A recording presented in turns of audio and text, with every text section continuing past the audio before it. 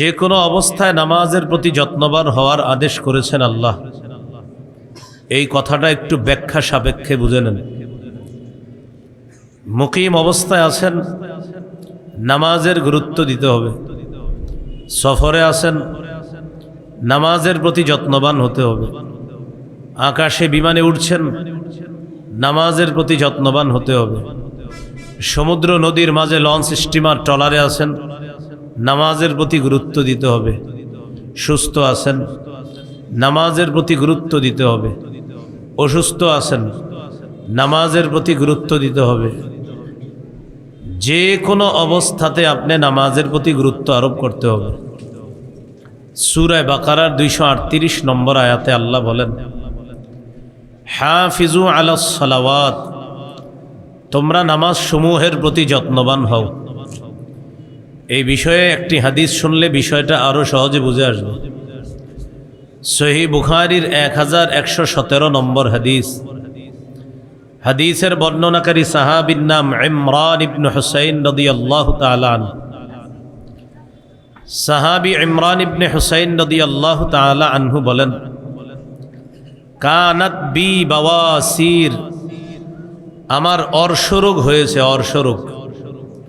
অর্শরোগ বুঝুন তো?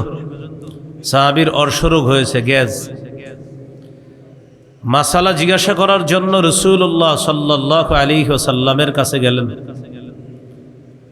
নবীজির কাছে জানতে চাইলেন, হুজুর আমার তো অর্শরোগ, এই অবস্থায় আমার নামাজের মাসালা কি?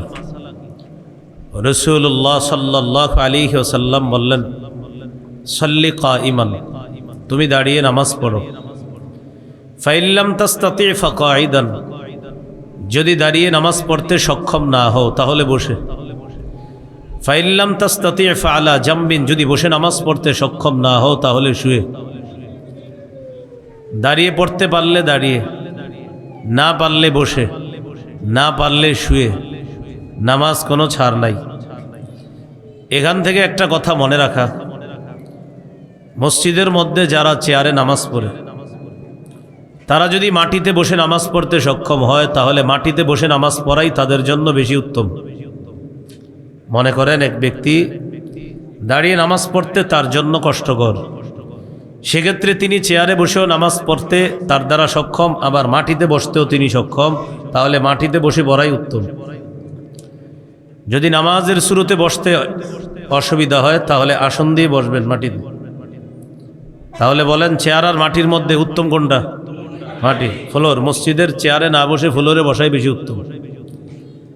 একান্ত ডাক্তার যদি বলে ফ্লোরে বসলেও আপনার ক্ষতি, দাঁড়িয়ে দীর্ঘক্ষণ থাকলেও আপনার ক্ষতি, সেক্ষেত্রে যদি বাস্তবিক কোনো ডাক্তারের সাজেশন হয় যে চেয়ারে বসতে হবে, সেক্ষেত্রে চেয়ার বসতে পারেন। তবে চেয়ারে না বসে মাটিতে বসে নামাজ পড়াই বেশি উত্তম। আল্লাহ আমাদেরকে কথাগুলো মনে রাখার তৌফিক দান করেন। আজকের 4 নাম্বার আলোচনা, এটা আমি আপনি আমরা সবাই একসাথে বলবো। সবাই বলেন তো, বলেন আমাদের নবীজির জীবনের সর্বশেষ ওসিয়ত নামাজ। বলেন তো উম্মতের প্রতি নবীর সর্বশেষ ওসিয়ত কি? নামাজ। আবু দাউদের 6156 নম্বর হাদিস, 5156 নম্বর হাদিস। এই হাদিসের মধ্যে আছে আলী রাদিয়াল্লাহু তাআলা আনহুর বর্ণনা। তিনি বলেন, কানা আখিরু কালামি রাসূলিল্লাহি সাল্লাল্লাহু আলাইহি ওয়াসাল্লাম আসসালাত আসসালাত ইত্তাকুল্লাহা ফীমা মালাকাত আইমানুকুম। রাসূলুল্লাহ সাল্লাল্লাহু আলাইহি ওয়াসাল্লামের জীবনের সর্বশেষ বাক্য ছিল, তোমরা নামাজের প্রতি যত্নবান হও, নামাজের প্রতি যত্নবান হও, আর তোমাদের অধীনস্থ চাকর বাকরদের ব্যাপারে তোমরা আল্লাহকে ভয় করো। আমাদের নবীর জিন্দিগির সর্বশেষ ওসিয়ত নামাজ। এখান থেকে নামাজের গুরুত্ব স্পষ্ট বুঝে আসে। আল্লাহ আমাদের সকলকে যে কোনো অবস্থায় সর্বাধিক গুরুত্ব দিয়ে নামাজ আদায় করার তৌফিক দান করেন। আজকের 5 নম্বর আলোচনা, আমাদের নবীজি ছাড়াও অন্যান্য নবী যারা ছিলেন তাদের প্রতিও আল্লাহ নামাজের আদেশ করছে, তবে 5 ওয়াক্ত ছিল না। সূরা আম্বিয়ার ৭৩ নম্বর আয়াত। আয়াতে আল্লাহ বলেন, ওয়া আওহাইনা ইলাইহিম ফি'লাল খায়রাতি ওয়া ইকামাস সালাতি ওয়া ইতাআজ যাকাহ। আমি তাদের প্রতি এই মর্মে ওহী প্রেরণ করলাম, তাদের প্রতি। দেখেন, বলেন তো কি বলছে আল্লাহ, কার প্রতি? তাদের প্রতি, একজন না একাধিক? আল্লাহ বলেন, আমি তাদের প্রতি ওহী প্রেরণ করলাম ভালো কাজ করার, নামাজ প্রতিষ্ঠিত করার, যাকাত আদায় করার। তাদের প্রতি একাধিক নবী, এর মানে আমাদের নবী ছাড়াও অন্যান্য নবীদের শরীয়তেও নামাজ ছিল। আজকের ৬ নম্বর আলোচনা, নামাজ হলো দ্বীনের খুঁটি। তিরমিজি শরীফের লম্বা একটা হাদিস, ২৬১৬ নম্বর হাদিস, ২৬১৬। এই হাদিসের শেষের দিকে 3টা গুরুত্বপূর্ণ কথা আছে। রাসূলুল্লাহ সাল্লাল্লাহু আলাইহি ওয়াসাল্লাম বলেন, রাসুল আমরিল ইসলাম, ইসলামের দ্বীনের মূল বিষয় হলো ইসলাম। রাসুল আমরি আল ইসলাম, দ্বীনের মূল বিষয় হলো ইসলাম। ওয়া আমুদুহুস সালাহ, দ্বীনের খুঁটি হলো নামাজ। ওয়া দিরওয়াতু সানামিহিল জিহাদ, দ্বীনের সর্বোচ্চ শিখর হলো জিহাদ। 3টা কথা। দ্বীনের মূল ইসলাম, দ্বীনের খুঁটি হলো নামাজ, দ্বীনের সর্বোচ্চ শিখর হলো জিহাদ। এবার সবাই বলবো, বলেন তো দ্বীনের মূল কি? ইসলাম। দ্বীনের মূল কি? দ্বীনের খুঁটি, দ্বীনের সর্বোচ্চ শিখর। এখন বুঝেন হাদিসটা। এক ব্যক্তি মুসলমান কিন্তু নামাজ পড়ে না, আর বলে নামাজ না পড়লেও আমি পাক্কা মুসলমান। কোন ব্যক্তি যদি মুসলমান হয় নামাজ না পড়ে, তাহলে তিনি মুসলমান কিন্তু খাঁটি মুসলমান না। যে ব্যক্তি নামাজ না পড়ে, এই ব্যক্তির ক্ষেত্রে 3টা কথা মনে রাখবেন। তিনি যদি নামাজকে অস্বীকার করে, নামাজ না পড়ে, তাহলে তার ব্যাপারে সবাই একমত তিনি আর মুসলমান থাকে না, কাফের। নামাজ অস্বীকার করলে মানে ফরজ অস্বীকার করলে ঈমান থাকবে? কেউ যদি নামাজ অস্বীকার করে না, স্বীকার করে কিন্তু অলসতাবশত নামাজ পড়ে না, তার ব্যাপারেও অনেক সাহাবায়ে কেরামের ঐক্যমত, তার ব্যাপারেও কুফুরের ফতুয়া। আবার বলছি, প্রথমটা হলো নামাজ অস্বীকার করে, তার ব্যাপারে সবাই একমত, কুফুর। আর এক ব্যক্তি নামাজ স্বীকার করে কিন্তু অলসতা আর তুচ্ছতাচ্ছিল্য করে নামাজ পড়ে না, তার ব্যাপারেও অনেক সাহাবায়ে কেরাম এবং অনেক উলামায়ে কেরামের অভিমত হলো তার ব্যাপারেও কুফরের ফতুয়া। হ্যাঁ, কিছু মানুষ আছে মাঝে মাঝে নামাজ পড়ে, মাঝে মাঝে পড়ে না, এই ব্যক্তির ব্যাপারেও ধমক আছে, তার জন্য আখিরাতে কঠিন শাস্তি আছে। তাহলে নামাজ অস্বীকার করলে কাফের। নামাজ তুচ্ছতাচ্ছিল্য কইরা যদি না পড়ে, তার ব্যাপারেও অনেক আলেমের ইজমা বা অভিমত হলো তার ব্যাপারেও কুফরের ফতুয়া। আর কেউ মাঝে মাঝে নামাজ পড়ে আবার পড়ে না, এই ব্যক্তির ব্যাপারে ধমক আছে। আল্লাহ আমাদের সকলকে নামাজের এই ফরজ বিধানটা জেনে বুঝে আমরা যেন আমল করতে পারি, আল্লাহ তৌফিক দান করেন। তাহলে বলেন দ্বীনের মূল কি? ইসলাম। তাহলে ইসলাম মূল। কিন্তু এক ব্যক্তি নামাজ পড়ে না, তাহলে এখনো তার দ্বীন খাঁটি হয়নি। ইসলাম গ্রহণ করার কারণে দ্বীনের একটা মূল বিষয় গ্রহণ করছে। ও আমুদুহু আস-সালাহ, দ্বীনের খুঁটি হলো নামাজ। কোনো ব্যক্তি যখন নামাজ পড়া শুরু করবে, তার দ্বীন মজবুত হওয়া শুরু হবে। ইসলাম গ্রহণ করলে দ্বীনের মূল গ্রহণ করছে, কিন্তু দ্বীন এখনো মজবুত হয় নাই। নামাজ শুরু করলে তার দ্বীন মজবুত হবে। ওয়া যিরওয়াতু সানামিহি আল জিহাদ। আর মুসলমান যদি মনে মনে এই নিয়ত রাখে, আমাদের দেশের বিজ্ঞ মুফতি সাহেবরা কখনো যদি জিহাদের ব্যাপারে ফতুয়া দেয়, তাহলে আমি সর্বপ্রথম জিহাদে যাওয়ার জন্য রাজি আছি, এই মানসিকতা যে রাখবে, দ্বীনের সর্বোচ্চ শিখরে আল্লাহ তাকে পৌঁছায় দিবেন। এই হাদিস থেকে জানলাম দ্বীনের খুঁটি হলো নামাজ। বলেন দ্বীনের খুঁটি কি? আজকের 7 নাম্বার আলোচনা, এই আলোচনাটা অতীব গুরুত্বপূর্ণ। এটা হলো নামাজের গুরুত্ব। এই ব্যাপারে আপনাদের সামনে 4টি হাদিস বর্ণনা করি, মন দিয়ে শোনেন। নাসাইর বিশুদ্ধ হাদিস 3939 নম্বর হাদিস। এই হাদিসের মধ্যে আছে রাসূলুল্লাহ সাল্লাল্লাহু আলাইহি ওয়াসাল্লাম বলেন, হুব্বিবা ইলাইয়া মিনাদ দুনিয়া আন-নিসা ওয়াত-তিব ওয়া জুইলা কুররাতু আইনি ফিস সালাহ। পৃথিবীর মধ্য থেকে তিনটি জিনিস আমার কাছে প্রিয় করে দেওয়া হয়েছে। এক নাম্বার মা সম্প্রদায়, মা জাতি। দুই নাম্বার অতীব সুগন্ধি, অ্যালকোহল মুক্ত সুগন্ধি ব্যবহার করবেন। তিন নাম্বার ওয়াজুইলা কুররাতু আইনি ফিস সালাহ।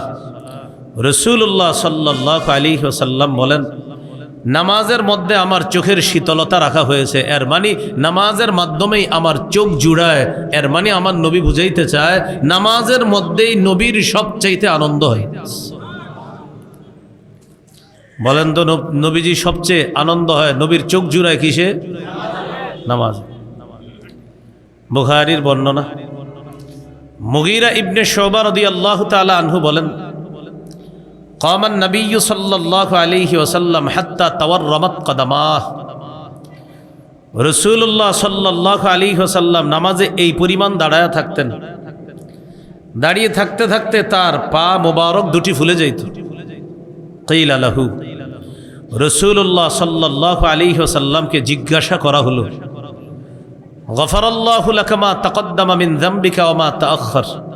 আপনার আগে পরে কোনো গুনাহ নাই, এরপরেও আপনি নামাজে এত লম্বা সময় দাঁড়িয়ে থাকেন, আপনার পা মুবারক দুটি ফুলে যায়।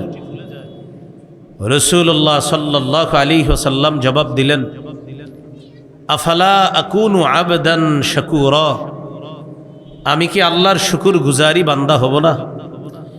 যে আল্লাহ আমাকে এত বড় নেয়ামত দান করলেন, যে আল্লাহ আমাকে নেয়ামত দান করলেন, সেই রবের শুকরিয়া আদায় করার জন্য আমি নামাজের মধ্যে লম্বা সময় কাটিয়ে দিই। কেন? আল্লাহ যে আমার আগে পরে কোনো গুনাহ রাখে না, এই নেয়ামতের শুকরিয়া আদায় করার জন্য আমি লম্বা সময় নামাজে কাটাই দিই। আমাদের অবস্থা কি?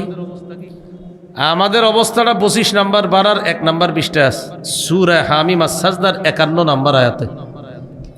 25 বারা 1 নাম্বার পৃষ্ঠা, সূরা হামিম আস-সাজদার 51 নম্বর আয়াতে আল্লাহ বলেন, ওয়া ইযা আনআমনা আলাল ইনসানি আ'রাদা ওয়া নাআ বিজানিবিহি। আমি যখন মানুষকে নেয়ামত দান করি, মানুষ আমারে এড়ায়া চলে, আমাকে পাশ কেটে চলে, যেন আমারে চিনে না। আল্লাহ বলেন, আমি যখন মানুষকে নেয়ামত দান করি, সে আমাকে এড়িয়ে চলে, পাশ কেটে চলে, মনে হয় সে আমাকে চিনে না। বলেন তো কথাটা কার? আল্লাহ। আমি মানুষকে নেয়ামত দিই, ও আমারে এড়ায়া চলে, যেন আমারে চিনে না। ওয়াইদা মাসাহু শাররু, যখন কোনো বিপদ তাকে স্পর্শ করে, ফাযু দুআইন আরিদ, তখন সে লম্বা চওড়া দোয়াওয়ালা বনে যায়। হুজুররা এসে কয়, হুজুর ঘরে বিপদ, তাড়াতাড়ি দোয়া করতে আসেন। হুজুরের কাছে এই দোয়া কয়জনে চাইছে বলেন? হুজুর খুব সুখে আছি, নেয়ামতের মধ্যে আছি, আল্লাহর কাছে একটু বললেন আমি যেন আরো বেশি শুকরিয়া আদায় করতে পারি। এই জাতীয় দোয়া জিন্দিগিতে কে চাইছেন? অথচ সালাসুন ইউদরিকু বিহিন্নাল আবদু রাগাইবাদ দুনিয়া, 3টি গুণের মাধ্যমে মানুষ সমস্ত সফলতা অর্জন করতে পারে, আশা করা যায়। কয় গুণ? 1 নাম্বার আদ-দুআউ ফির রাখা, সুখের সময় বেশি বেশি দোয়া করা। এখন থেকে আমরা হুজুরদের কাছে ইনশাআল্লাহ সুখের সময় বেশি বেশি দোয়া চাইব।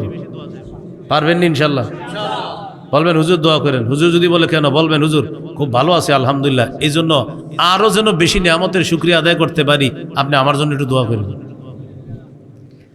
তাহলে 1 নাম্বার সুখের সময় বেশি বেশি দোয়া করা। 2 নাম্বার আস-সাবরু ফিল বালা, বিপদে ধৈর্য ধারণ করা। 3 নাম্বার আর রিজা বিল কাজা, আল্লাহর ফয়সালায় সন্তুষ্ট থাকা। এই 3 গুণ, সুখের সময় দোয়া করা,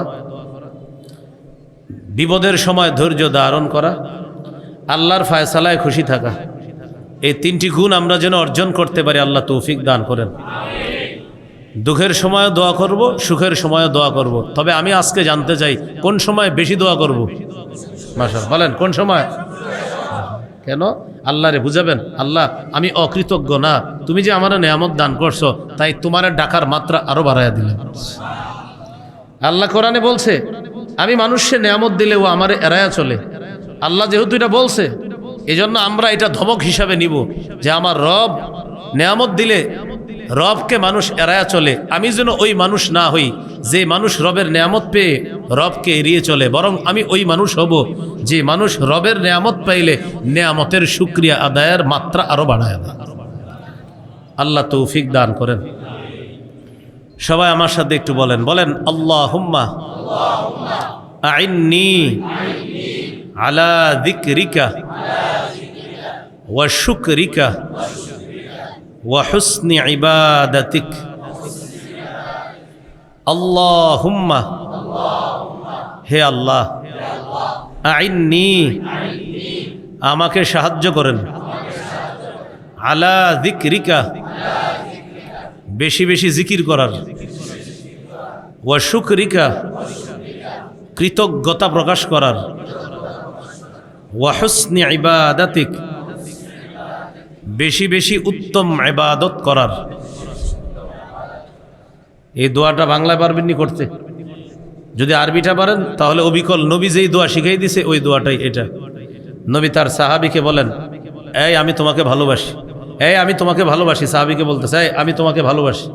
এটা বইলা বলতেছে, শোনো, তুমি যেন এই দোয়াটা পড়তে কখনো মিস না করো। নবী বলতেছে, আমি তোমাকে ভালোবাসি, আমি তোমাকে ভালোবাসি, আমি তোমাকে ভালোবাসি সেহেতু আমি তোমাকে বলছি, তুমি নামাজের পরে, 5 ওয়াক্ত নামাজের পরে কখনো যেন এটা বলা তোমার মিস না হয়।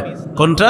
এই যে দোয়াটা, আল্লাহ আপনি আমাকে সাহায্য করেন যেন আপনার জিকির বেশি করতে পারি, আপনার কৃতজ্ঞতা বেশি প্রকাশ করতে পারি, উত্তম ইবাদত বন্দিগি যেন করতে পারি।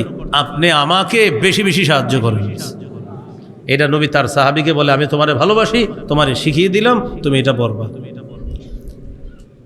আমাদের নবী নামাজের মধ্যে পা মুবারক ফুলে যাইত। তিনি বলেন, আমি আল্লাহর শুকুর গুজারি বান্দা হওয়ার জন্য লম্বা সময় নামাজে দাঁড়িয়ে থাকি।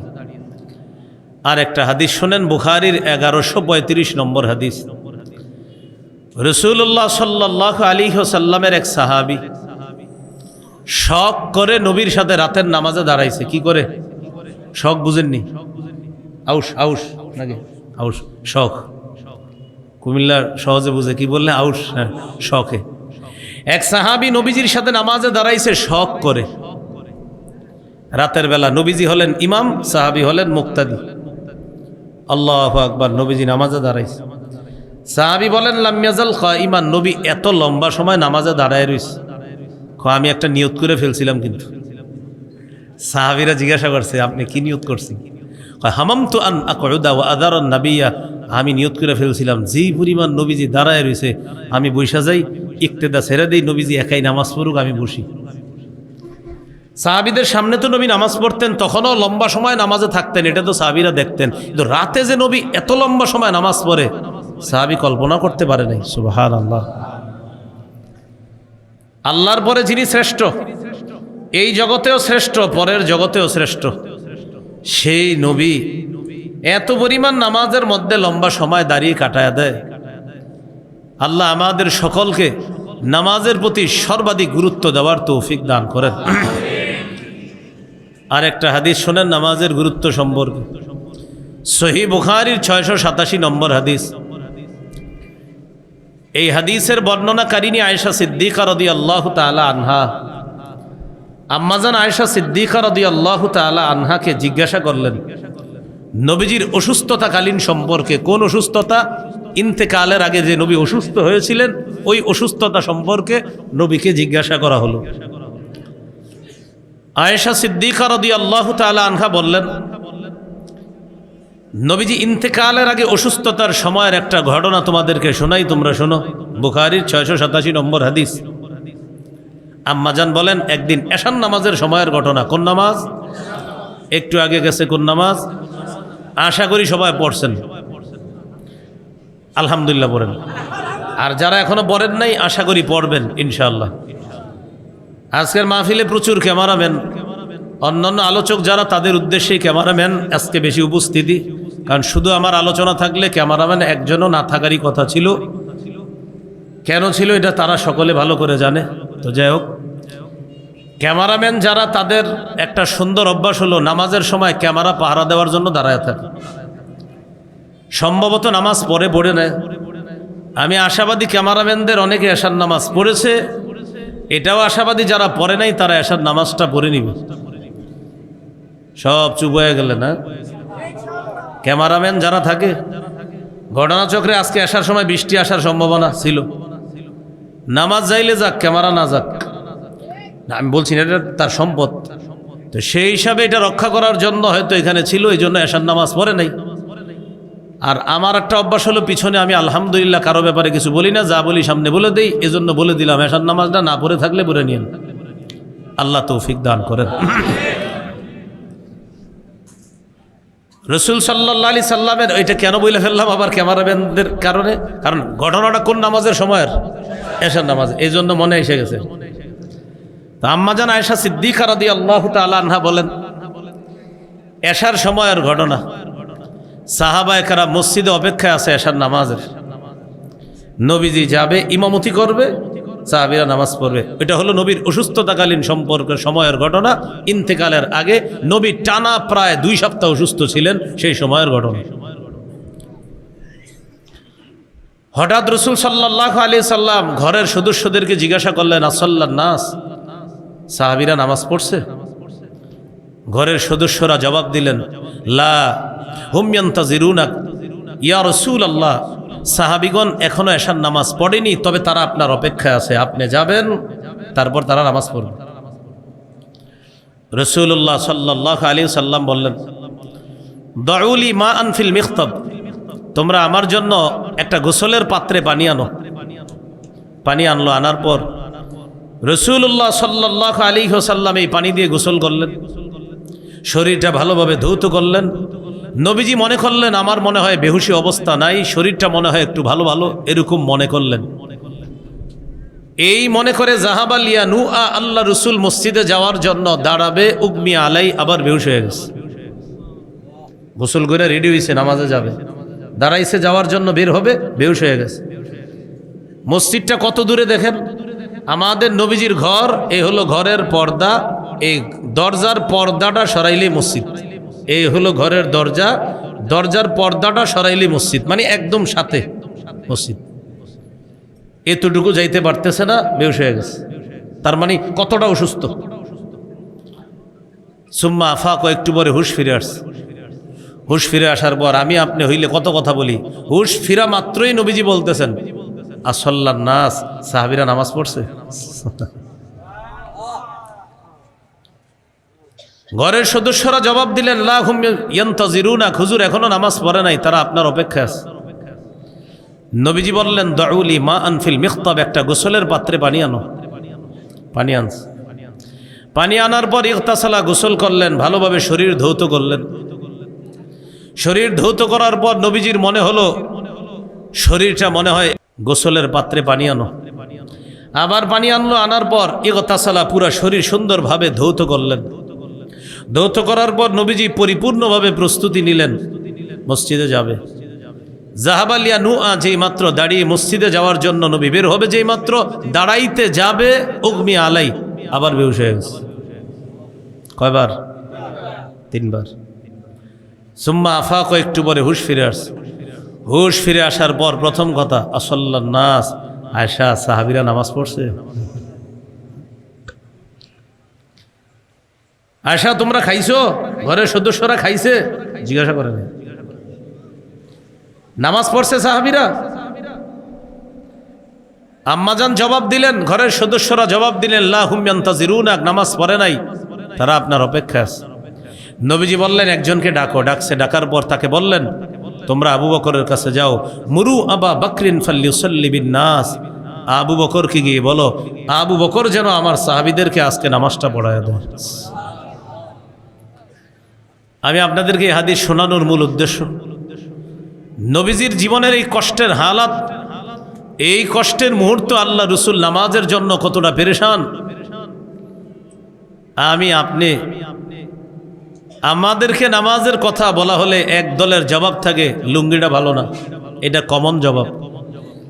আরেক দলের জবাব, আগামীকাল শুরু করব। আরেক দলের জবাব, কয় শুক্রবারের নামাজটা আল্লাহ দিলে পড়ি। এইভাবে মানুষ জবাব দেয়, হুজুর আমি আগামী জুমা থেকে শুরু করবো, কারণ আল্লাহর কাছ থেকে তার ওয়াদা আছে, আগামী জুমা পর্যন্ত সে বাঁচবে। আল্লাহ আমাদের সকলকে 5 ওয়াক্ত নামাজের প্রতি সর্বাধিক গুরুত্ব দেওয়ার তৌফিক দান করেন। এইগুলো আজকের 7 নাম্বার আলোচনা। আজকের 8 নাম্বার আলোচনা নামাজের উপকারিতা। একটু মন দিয়ে শোনেন। 1 নাম্বার উপকার, নামাজ প্রশান্তির কারণ। এটা সবাই জোরে বলেন, নামাজ। আবার নামাজ, এটা হাদিস মন দিয়ে শোনেন, শ্বশুর বাড়ির হাদিস। কোন বাড়ির? আবু দাউদের হাদিস, 4836 নম্বর হাদিস, মানে শ্বশুর বাড়ি সম্পর্কিত হাদিস আর কি। এক তাবি তিনি বলেন, আমি আমার আনসারি শ্বশুর বাড়িতে রওনা করলাম। আমার আনসারি শ্বশুর অসুস্থ, তাকে দেখার জন্য। আর আনসারি সাহাবী ছিলেন তিনি, অর্থাৎ যিনি শ্বশুর তিনি হলেন সাহাবী। তাহলে তিনি বলতেছেন, আমি আমার অসুস্থ শ্বশুরকে দেখার জন্য রওনা করলাম। কে কে? আমি আর আমার আব্বা। তাহলে হাদিসটা বুঝেন তো, যিনি যাইতেছে তার হলো শ্বশুর আর তার আব্বার হলো বেয়াই। তাহলে মেয়ের জামাতা আর বেয়াই যাইতেছে শ্বশুরকে আর বেয়াইকে দেখার জন্য। দুইজন গেছে। যাওয়ার পর অসুস্থ শ্বশুরের সামনে জামাতা বসা, পাশে বেয়াই বসা, আর সামনে অসুস্থ শ্বশুর শোয়া। নামাজের সময় হয়েছে, মন দিয়ে শোনেন জায়গাটা। ঘরের একটা মেয়েকে ডাক দিছে, কে? অসুস্থ ব্যক্তি। ডাক দিয়ে বলতেছে, ইয়া জারিয়া ইতুনি বিউজুইন, এই ওজুর পানি আনো তো। কিসের পানি আনো? আচ্ছা, ওজুর পানি চাওয়া কথা কাদের? সুস্থদের না অসুস্থদের? চাইলো কে? উনি বললেন ওজুর পানি আনো, লিউসাল্লিয়া ফাস্তারিহা, একটু নামাজ পড়া প্রশান্তি লাভ করব। সাহাবীরা অসুস্থতার সময় প্রশান্তি খুঁজে কিসের মধ্যে? আমরা অসুস্থতার সময় মাসালা খুঁজি। কি খুঁজি? আর কেমনে না পড়া যায়। প্রিয় ভাইয়েরা, একটু সবাই বলেন তো, সাহাবীরা অসুস্থতার সময় শান্তি খুঁজে কিসে? আর একটা হাদিস শোনেন, আবু দাউদের 1319 নম্বর হাদিস, 1319। এই হাদিসের মধ্যে আসছে, কানান নবিয়্যু সাল্লাল্লাহু আলাইহি ওয়াসাল্লাম ইদা হাযাবাহু আমরুন সাল্লাহ।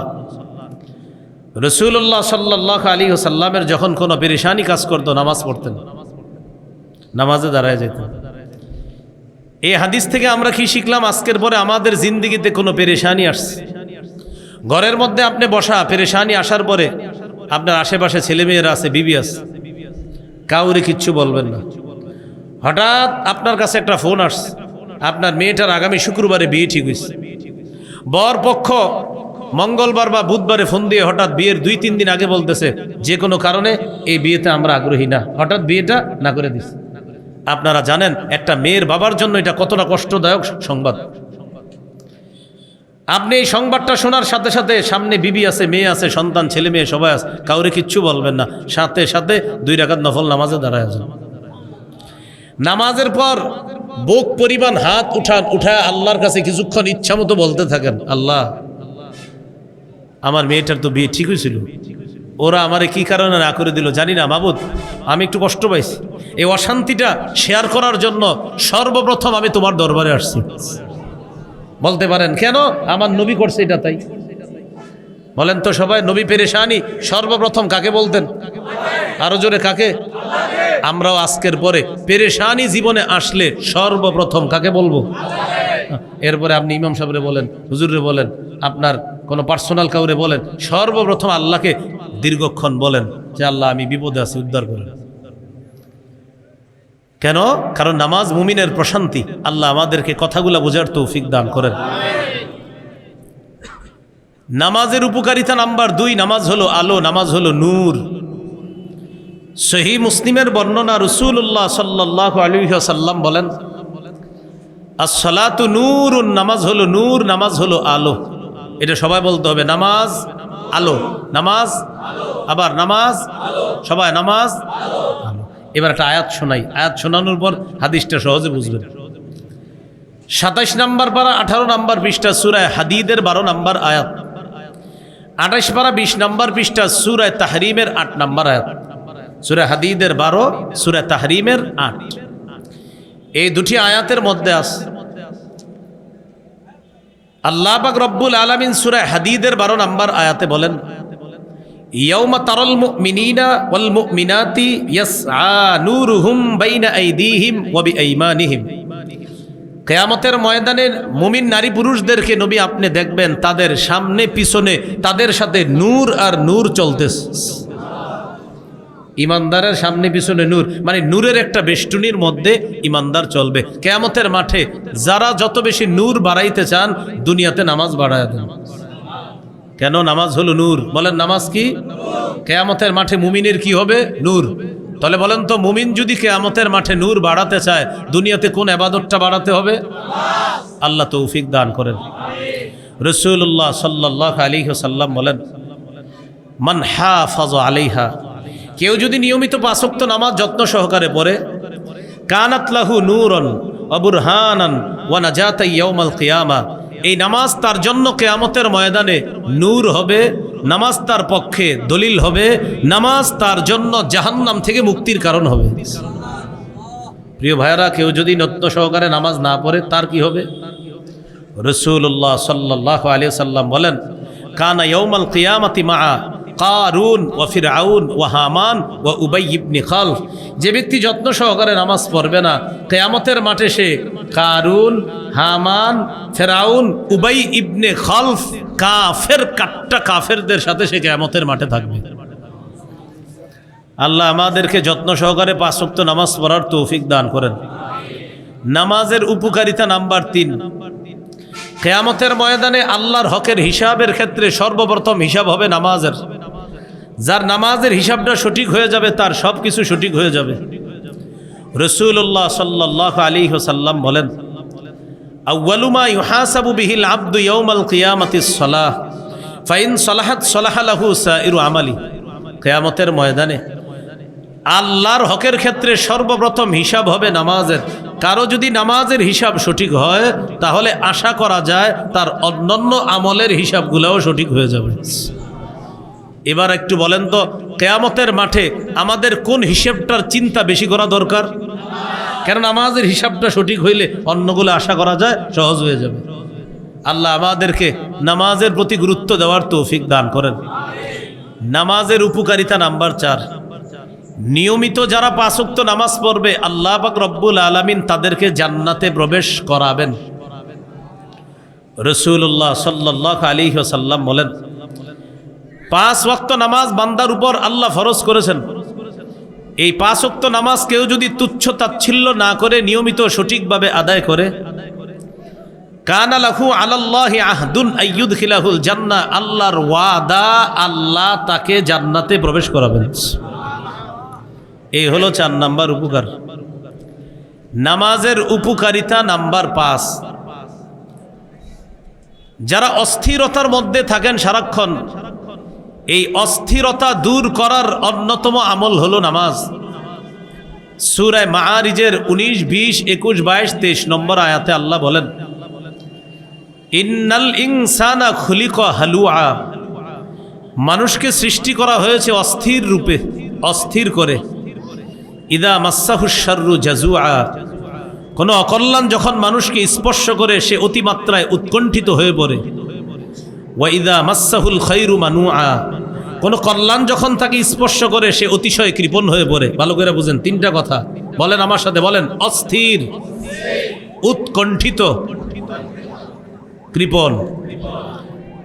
আল্লাহ বলেন মানুষকে সৃষ্টি করা হয়েছে অস্থির রূপে, অকল্যাণ তাকে স্পর্শ করলে সে অতিমাত্রায় উৎকণ্ঠিত হয়ে পড়ে। দেখবেন এই যে ভাল লাগে না কিছু, আথুর, এটার উৎকণ্ঠিত। আর যদি কল্যাণ আসে তার কাছে টাকা পয়সা, কৃপণ হয়ে যায়, না কাউরে দিব না, এটা আমার। আল্লাহ বলেন এই 3টা বদ স্বভাব তাদের নাই, ইল্লাল মুসল্লিন, যারা নামাজি। বলেন যারা কি? সবাই বলেন যারা। এবার সবাই বলেন তবে, সবাই তবে বলেন।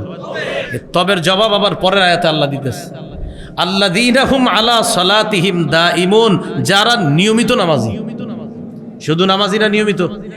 প্রথমে আল্লাহ বলছে যারা নামাজি।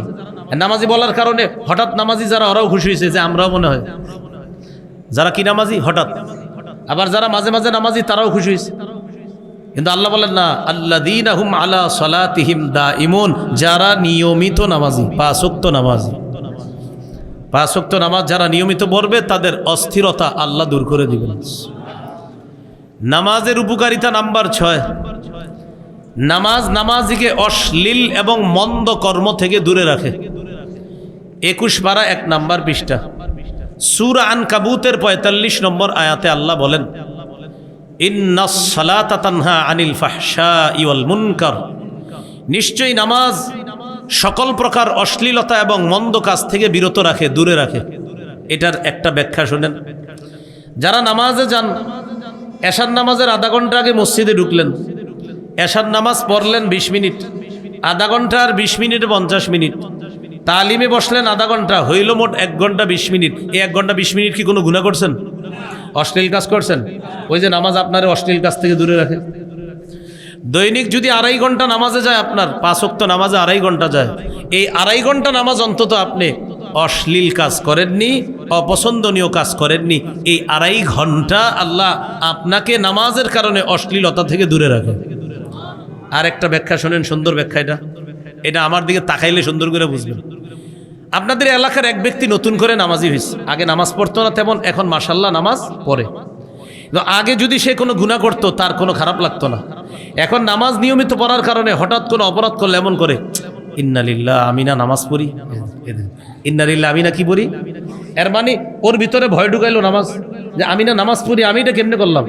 এবার অন্যরা কি বলে দেখেন, ওই ব্যক্তি যে নামাজ পড়ে না, আগে পড়তো না, ও তখন গুনাহ করলে কেউ কিছু বলতো না। নামাজ যখন ধরছে, ইদানিং তার দ্বারা একটা অপরাধ হয়ে গেলে এলাকার লোকেরা বলে, ইন্নালিল্লাহ এই বেটা তুই না নামাজি। অথচ আগে কেউ তার এটা বলতো না, এখন কি বলছে, তুই না। এই যে দেখেন, তুই না, এর মানে নামাজ একটা ধাক্কা দেয়, অপরাধের ক্ষেত্রে একটা ধাক্কা দেয়, তুই না নামাজি। এই জন্য আল্লাহ বলেন নামাজ অশ্লীল অপছন্দ কাজ থেকে দূরে রাখে, বিরত রাখে। আল্লাহ আমাদেরকে নিয়মিত গুরুত্ব সহকারে 5 ওয়াক্ত নামাজ পড়ার তৌফিক দান করেন।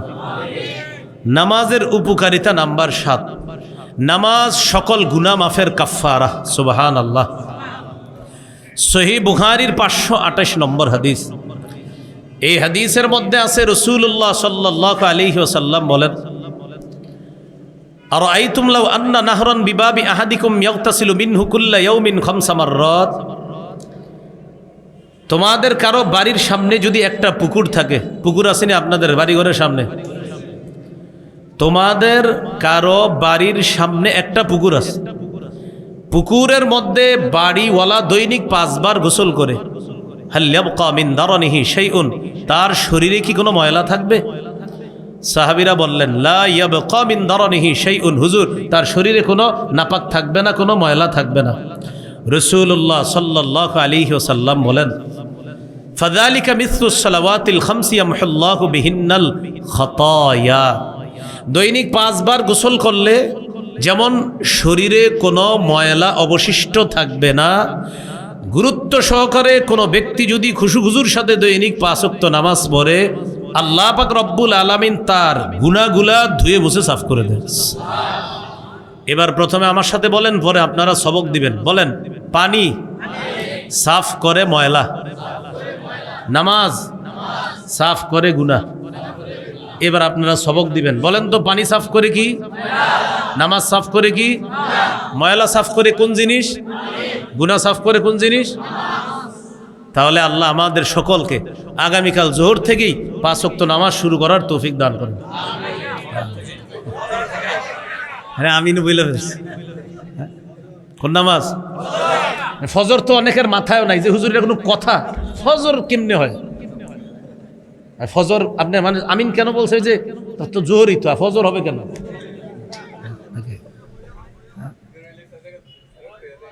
তাহলে কোন নামাজ থেকে? আল্লাহ তৌফিক দান করেন। তাহলে নামাজ গুনাহ মাফের জন্য কাফফারা। এইগুলো 7 নাম্বার উপকার। নামাজের উপকারিতা নাম্বার 8, নামাজের মধ্যে একটা সেজদা দিবেন, একটা মর্যাদা, 2টা সেজদা 2টা মর্যাদা। আজকে এশার নামাজ যারা কমপক্ষে 9 রাকাত পড়ছেন, এশা 4 রাকাতে 8টা সেজদা, 2 রাকাত সুন্নতে 4টা সেজদা, 8 4 12টা, বিতির 3 রাকাতে 6টা সেজদা, 12 আর 6 18টা। বিশ্বাস করেন, আল্লাহর কসম, আল্লাহর কসম, আল্লাহর কসম, আমার নবী কখনো মিথ্যা কথা বলে না। আমার নবী বলছেন, এই মুখ থেকে যা বের হয় সব সত্য কথা। এটা বইলে হাদিসটা শোনাই। এই ক্ষেত্রে আরেকটা হাদিস মনে পড়ে গেছে, এটা আগে শোনাই, পরে দিয়েছি। এক সাহাবী নবীর হাদিস লেখে, আব্দুল্লাহ ইবনে আমর রাদিয়াল্লাহু তাআলা আনহুমা নবীর হাদিস লেখে।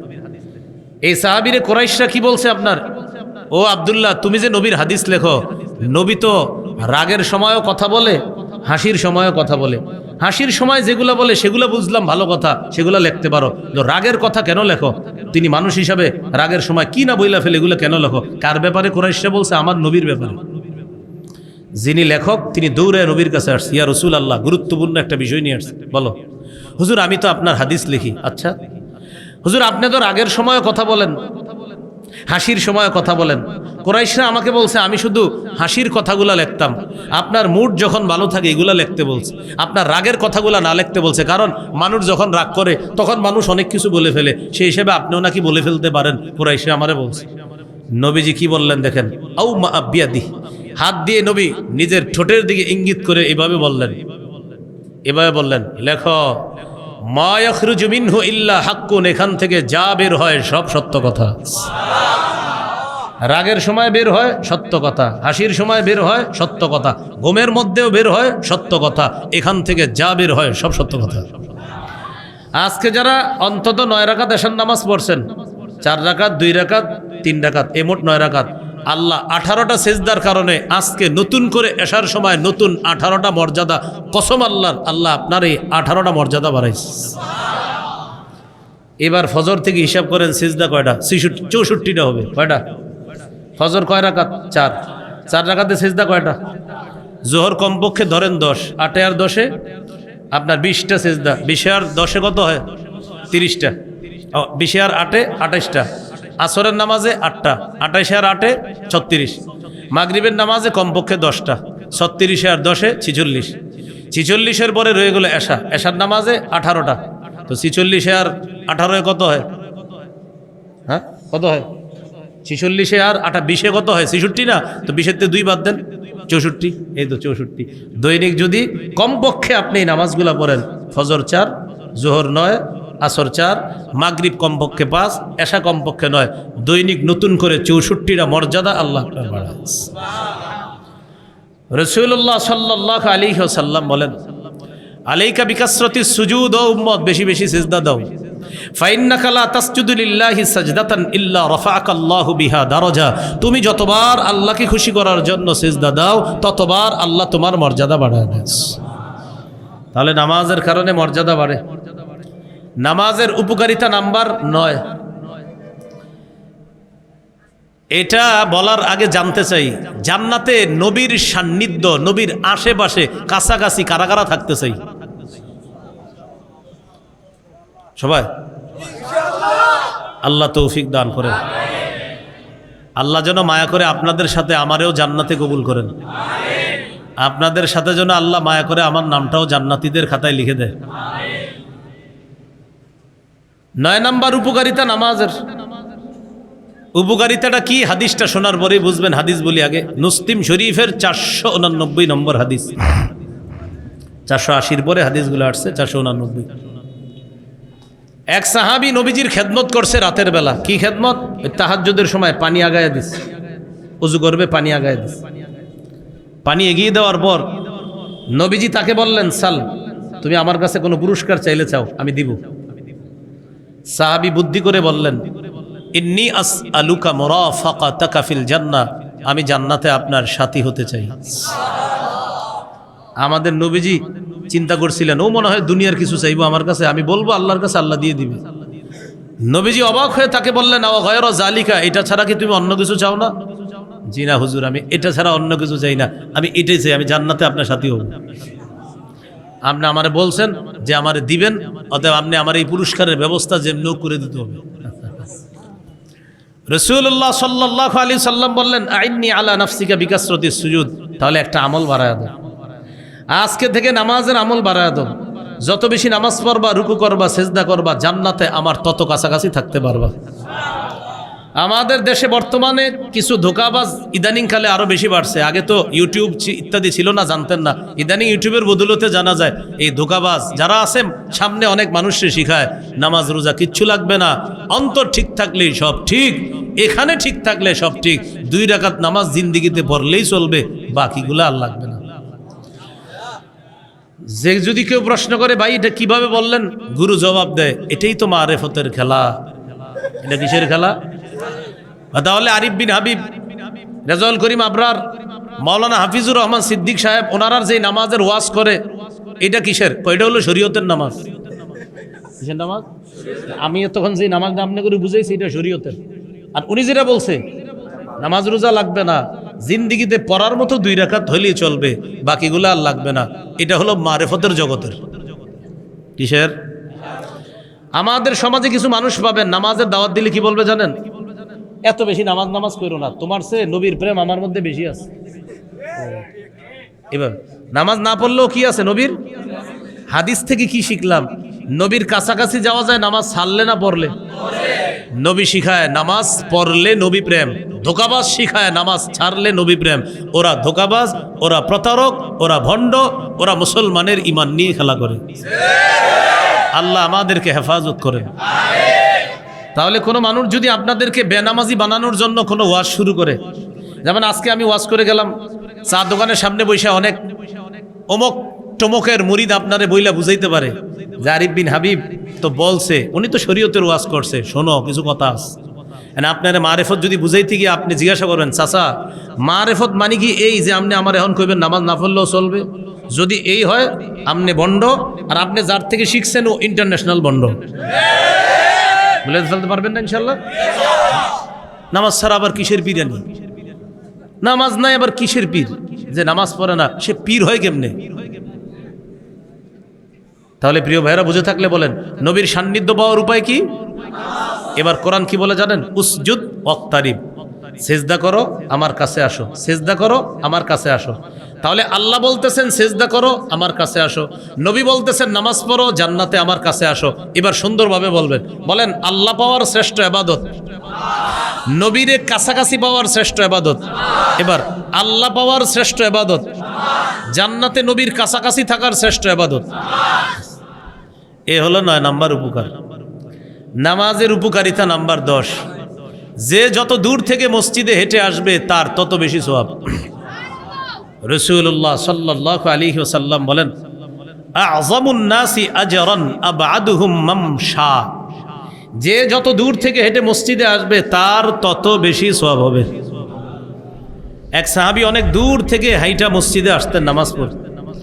আরেক সাহাবী তাকে বললেন, লাবিশ তারাইতা হিমারান, তুমি যদি একটা গাদা কিনতা, গাদার উপরে সোয়ার হইয়া তারপর তুমি মসজিদে আসতা, গাদার উপরে সোয়ার হইয়া মসজিদে আসতা, তোমার যে কষ্ট হয়, এই প্রচন্ড রৌদ্রের মধ্যে তুমি নামাজে আসো, তোমার অনেক কষ্ট হয়, তুমি একটা গাদা কিনো। সাহাবী একটু পরে জবাব দিলেন, শোনো, ইন্নী উরিদু আইয়ুকতাবা লি মামশায়া ইলাল মসজিদ ওয়া রুজুই ইযা রাজাতু ইলা আহলি, আমি চাই আমি যে হেঁটে মসজিদে আসি, মসজিদ থেকে হেঁটে আবার বাড়িতে যাই, এই দোনোটা আসা যাওয়ার হাঁটার সওয়াবগুলো যেন আল্লাহ আমাকে দেয়। রাসূলুল্লাহ সাল্লাল্লাহু আলাইহি সাল্লাম এটা শুনে বললেন, জামা আল্লাহু লাকা কুল্লাহ, আল্লাহ যেন তোমার এই কথাগুলোকে কবুল করে আল্লাহ পরিপূর্ণ সওয়াবটাই তোমাকে দান করেন। এই হলো নামাজে আসা, নামাজ পড়ার উপকারিতা। আল্লাহ আমাদেরকে নামাজের গুরুত্ব জেনে, নামাজের উপকারিতা জেনে আমরা যেন নামাজের প্রতি গুরুত্ব দিতে পারি, আল্লাহ তৌফিক দান করেন। এইগুলো আজকের 8 নাম্বার আলোচনা। কয় নাম্বার গেছে না? আলোচনা আপনারা শ্রোতা হইতে পারেন না এখন, আমি বুঝাই কেমনি 8 নাম্বার। প্রথম 6টা বলছি কি? 1 নাম্বার নামাজ ইসলামের 5 ভিত্তির একটা, 2 নাম্বার ইসলামের গুরুত্বপূর্ণ রুকন নামাজ, 3 নাম্বার নামাজের সর্ব অবস্থায় করার কথা আল্লাহ আদেশ করছে, 4 নাম্বার আমাদের নবীর জীবনের শেষ ওসিয়ত নামাজ, 5 নাম্বার আমাদের নবী ছাড়া অন্য নবী শরীয়তেও নামাজ, 6 নাম্বার নামাজ হলো দ্বীনের খুঁটি, 7 নাম্বার নামাজের গুরুত্বে 4টা হাদিস বলছি, 8 নাম্বার নামাজের উপকারিতায় 12টা বা 13টা হাদিস বলছি। মানে পয়েন্ট নাম্বার 8 উপকারিতা বলছি আর কি 8-10টা। এই কথাটা কি বুঝে আসছে? এই হলো 8 নাম্বার পয়েন্টের আলোচনা। পয়েন্ট নাম্বার 9, জামাতে নামাজ। বলেন কিসে নামাজ? আমরা যারা পুরুষ আছি, আমাদের কোনো ওজর যদি না থাকে তাহলে আমরা 5 ওয়াক্ত নামাজ জামাতের সাথে আদায় করবো ইনশাআল্লাহ। আমার আলোচনা যদি এই মুহূর্তে কোনো মা বোন কোনো বাসা থেকে শুনে থাকেন, আপনারা কি করবেন? আজানের পরে স্বামী যারা আছে ঘর থেকে বের করে দিবেন, বলবেন নামাজ পড়ে আসেন, নামাজ পড়ে আসেন। 10-15 বছর আগে এরকম ছিল, আজান হইলেই ওই মা কি করতো, আব্বাকে বলতেন, অর্থাৎ স্ত্রী স্বামীকে বলতো, যান ছেলেরে নিয়ে নামাজ পড়ে আসেন, ছেলেরে নিয়ে নামাজ পড়ে আসেন। এই 15 বছর আগের আমাদের ঘর বাড়িগুলোর দৃশ্যগুলো কল্পনায় আনেন। কারণ কি জানেন? ওই সময় ওই 4 কোণার জিনিসগুলো কম ছিল। এখন 4 কোণার জিনিস আব্বার রুমেও, আম্মার রুমেও, ভাইয়ের রুমে, বোনের রুমে। কে কারে বলবে? বরং সবাই এটার উপভোগ করে, কিরে নতুন কিছু আইসেনি, আব্বা ছেলেরে জিজ্ঞাসা।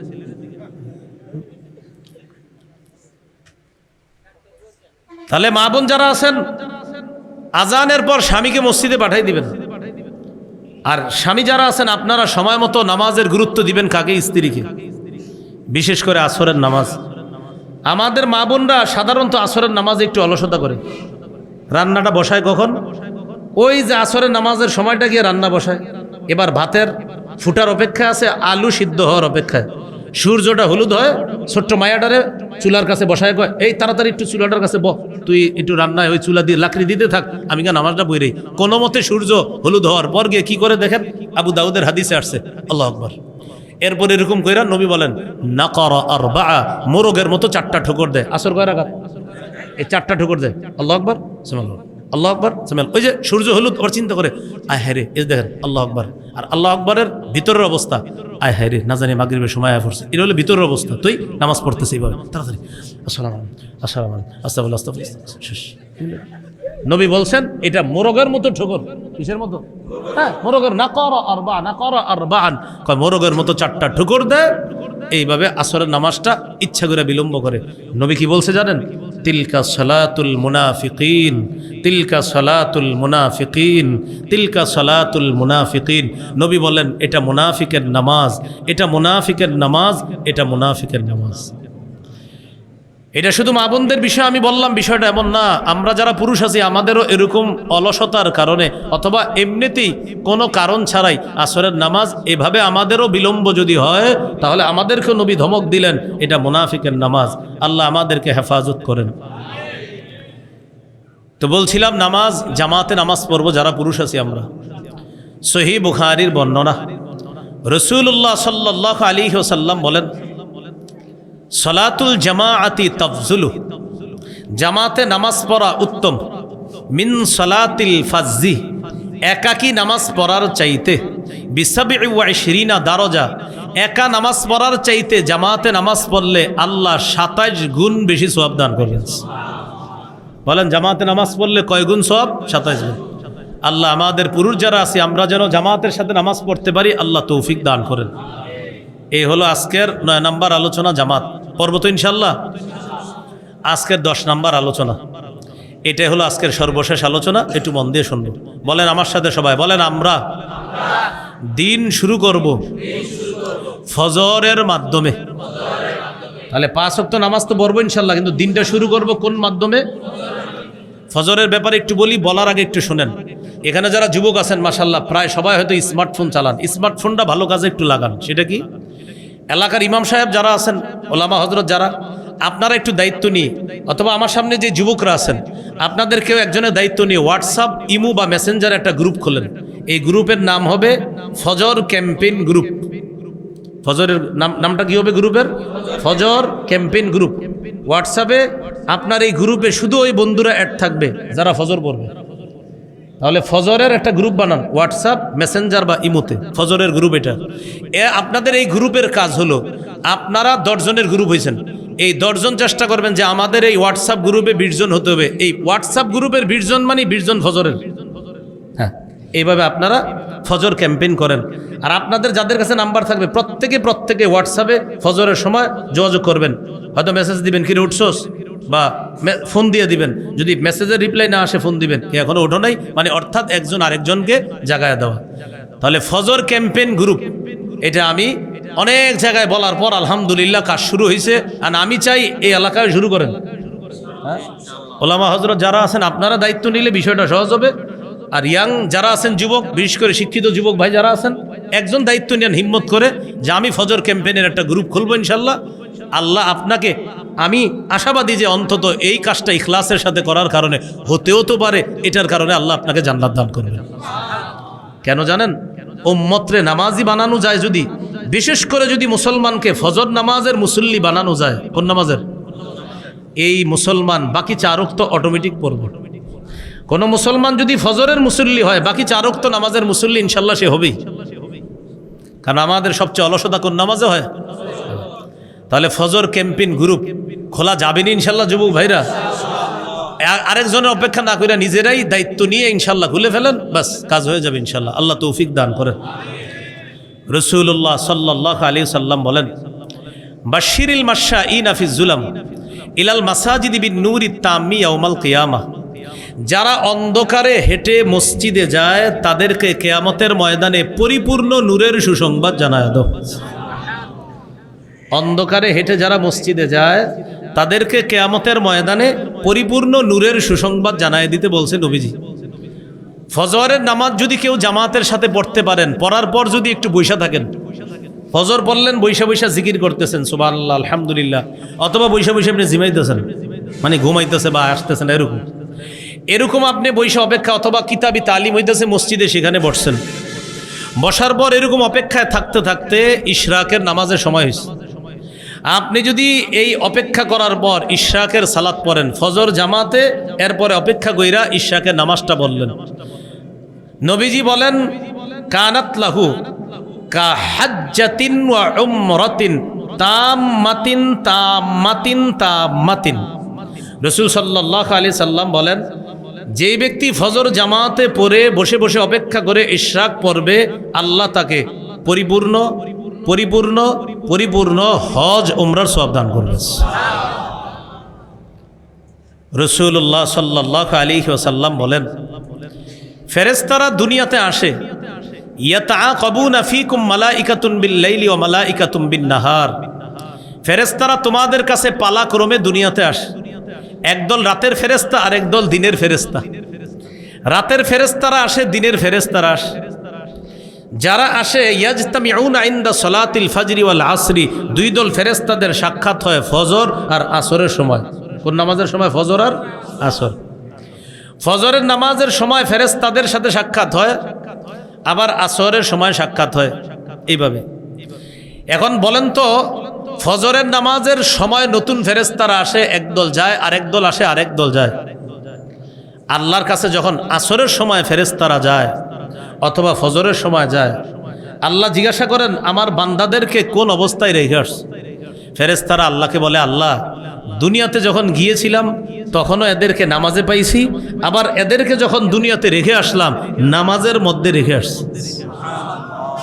আসরে আইসা পাইছে, নামাজে আছে, আবার ফজরে রেখে গেছে, নামাজে আছে। তো ফেরেশতারা বলে, আল্লাহ যাওয়ার পরে নামাজরত পাইছি, আবার রেখে আসছি নামাজরত অবস্থায়। এটা ফেরেশতারা আল্লাহর কাছে বলে। আল্লাহ আমাদেরকে ফজরের নামাজের মাধ্যমে দিন শুরু করার তৌফিক দান করেন। রাসূলুল্লাহ সাল্লাল্লাহু আলাইহি ওয়াসাল্লাম বলেন, তোমরা কেউ যদি চাও যে জান্নাত মিস করবা না, কেউ যদি চাও যে জান্নাত মিস করবা না, তাহলে দুটি নামাজের গুরুত্ব বাড়ায় দাও, একটা ফজর আর একটা হলো আসর। কেন?